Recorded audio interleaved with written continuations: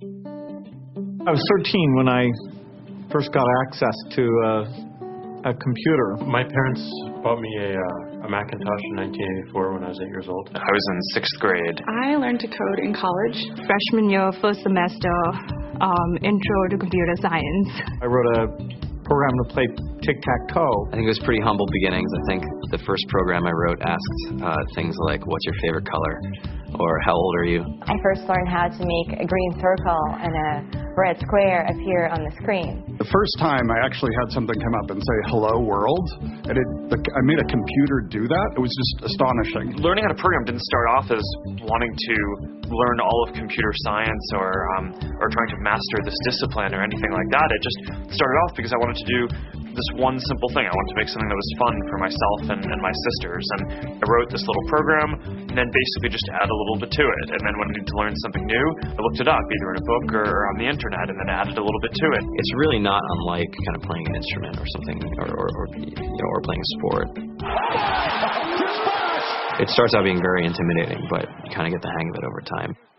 Coding is something that can be learned, and I know it can be intimidating. A lot of things are intimidating, but what isn't? A lot of the coding that people do is actually fairly simple. It's more about the process of breaking down problems than sort of coming up with complicated algorithms as people traditionally think about it. You don't have to be a genius to know how to code. You need to be determined. Addition, subtraction, that's about it. You should probably know your multiplication tables. You don't have to be a genius to code. Do you have to be a genius to read? Even if you want to become a race car driver or play baseball or build a house, all of these things have been turned upside down by software. What it is computers are everywhere. You want to work in agriculture? Do you want to work in entertainment? Do you want to work in manufacturing? It's just all over.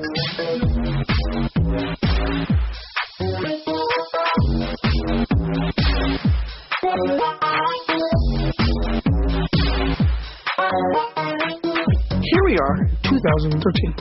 We all depend on technology to communicate, to bank, information, and none of us know how to read and write code. When I was in school, I was in this after-school group called the Whiz Kids, and when people found out, they laughed at me and, all these things, and I'm like, man, I don't care. I think it's cool, and, I'm learning a lot, and some of my friends have jobs.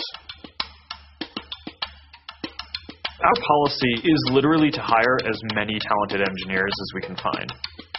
The whole limit in the system is just that there just aren't enough people who are trained and have these skills today.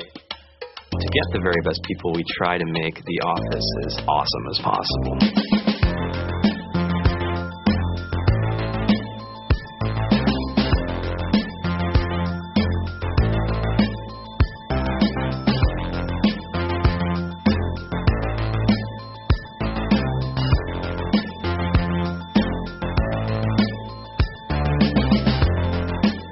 We have a fantastic chef. Free food. Breakfast, lunch, and dinner. Free laundry. Snacks. Even places to play and video games and scooters.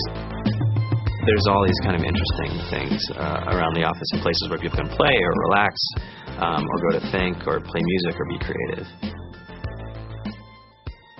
Whether you're trying to make a lot of money or whether you just want to change the world, computer programming is an incredibly empowering skill to learn. I think if someone had told me that software is really about humanity, that it's really about helping people by using computer technology, it would have changed my outlook a lot earlier. To be able to actually come up with an idea and then see it in your hands and then be able to press a button and have it be in millions of people's hands. I think we're the first generation in the world that's really ever had that kind of experience. Just to think that you can start something in your college dorm room and you can have a set of people who haven't built a big company before come together and build something that 1 billion people use as part of their daily lives is just crazy to think about, right? It's humbling and it's amazing. The programmers of tomorrow are the wizards of the future.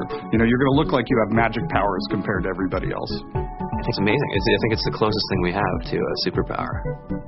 Great coders are today's rock stars. That's it.